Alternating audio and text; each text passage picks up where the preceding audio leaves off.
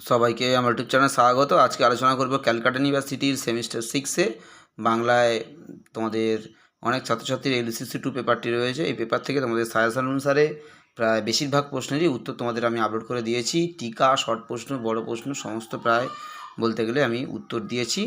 আজকে তোমাদেরকে একটা গুরুত্বপূর্ণ 5 নম্বরের টিকা দিচ্ছি, তোমরা প্রথম থেকে শেষ পর্যন্ত দেখতে থাকো। আজকে তোমাদের এলসিসি 2 থেকে যে অনেকগুলো আমি টিকা দিয়েছি, আজকে তার মধ্যে তোমাদের আদাব গল্প থেকে আগের বছর তোমাদের বড় প্রশ্ন এসেছে, তাই এবছর তোমাদের আদাব গল্পটা বড় প্রশ্নের জন্য ইম্পর্টেন্ট নয়। আদাব গল্প থেকে 5 নম্বরের প্রশ্ন ইম্পর্টেন্ট।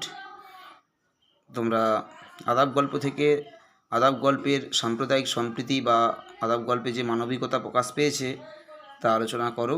কিভাবে দুটো ভিন্ন ধর্মের ব্যক্তি একত্রিত হয় এবং দাঙ্গার পরিবেশ তাদের জীবনকে কিভাবে প্রভাবিত করে, লেখক এই দুই ভিন্নধর্মী মানুষের কথোপকথন এবং পরিস্থিতির মধ্যে দিয়ে কিভাবে লেখক বোঝাতে চাইলেন যে ধর্মের পরিচয় থেকেও মানুষের সবচেয়ে বড় পরিচয় হলো মনুষ্যত্বের পরিচয়, মানবিকতার পরিচয়, বিবেকবোধের পরিচয়।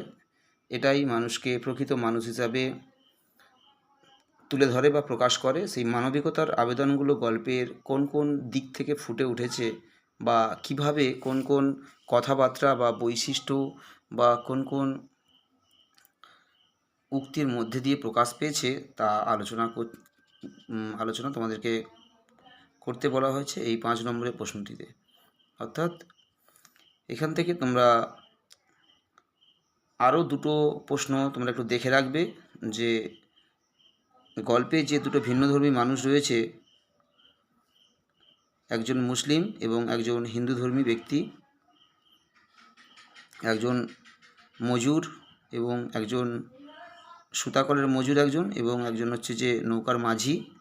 এই দুটো চরিত্র, সুতাকলের মজুরের চরিত্র এবং যে নৌকার মাঝি রয়েছে তার চরিত্র, এটা 5 নম্বরের পরীক্ষাতে আসতে পারে। তোমরা একটু দেখে রাখবে, গল্পটা সম্পর্কে জানা থাকলে লেখা যাবে। সবাই ভালো থেকো, সুস্থ থেকো, সবাইকে পরীক্ষার জন্য অনেক শুভেচ্ছা।